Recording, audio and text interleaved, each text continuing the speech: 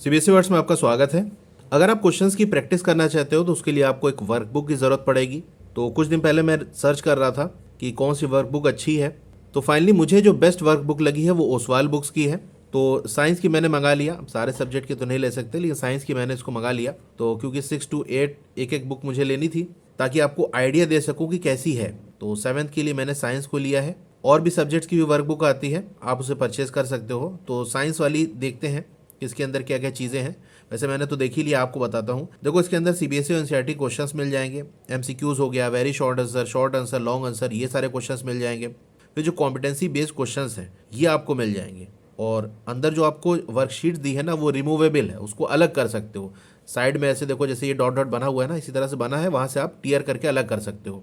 तो चलिए देखते हैं इसके अंदर क्या है। आपको यहाँ देखो कंटेंट मिल जाएगा। तो आपका जो फर्स्ट वाला चैप्टर है उसके अंदर 8 वर्कशीट है। इसी तरीके से आपका ये पूरा।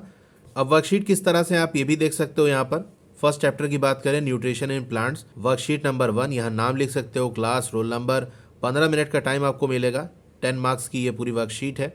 तो देखो वर्कशीट इंपॉर्टेंट इसलिए हो जाती है ना क्योंकि आप चैप्टर पढ़ लेते हो, क्वेश्चंस आपने याद कर लिया, समझ लिया, आपको लगता है कि हाँ हमारी प्रिपरेशन हो गई। लेकिन जब तक आप आंसर लिख के नहीं प्रैक्टिस करोगे तब तक आपकी प्रिपरेशन इनकम्प्लीट है, क्योंकि एग्जाम में आपको लिख के आंसर देना है। जब आप लिखने लगोगे ना तब आपको अपनी गलती समझ में आएगी। तो उसके लिए वर्कशीट बेस्ट होती है।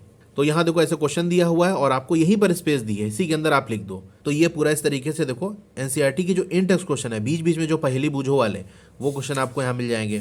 फिर एनसीईआरटी एग्जाम्पलर के जो क्वेश्चन है बहुत इंपॉर्टेंट, अक्सर जो है स्कूल के अंदर क्वेश्चन पेपर यहीं से क्वेश्चन ले लिए जाते हैं एनसीईआरटी एग्जाम्पलर से।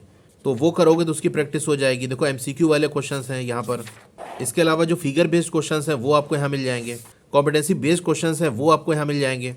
तो इस तरह से आपकी काफ़ी अच्छी प्रैक्टिस हो जाएगी। कुछ वर्कशीट मैं खुद सॉल्व कराऊंगा ताकि आपको आइडिया लग जाए कि आंसर किस तरह से लिख के दिखाना है। बाकी मेन चीज़ है कि आप जितना प्रैक्टिस करोगे वो ज़्यादा बेस्ट रहेगा। कराने को तो मैं पूरा करा दूं लेकिन उससे कोई फ़ायदा नहीं होगा, आपको खुद आंसर देना है। अब क्लास 7 के लिए और भी बुक्स आती हैं, जैसे आपका क्वेश्चन बैंक, जो कि मैं आपको बताता ही रहता हूँ। इसके अंदर बहुत सारे क्वेश्चंस आपको मिल जाएंगे, लेकिन वो सारे सॉल्व हैं, पढ़ने के लिए हैं, प्रैक्टिस के लिए आपकी ये वर्कबुक होती है।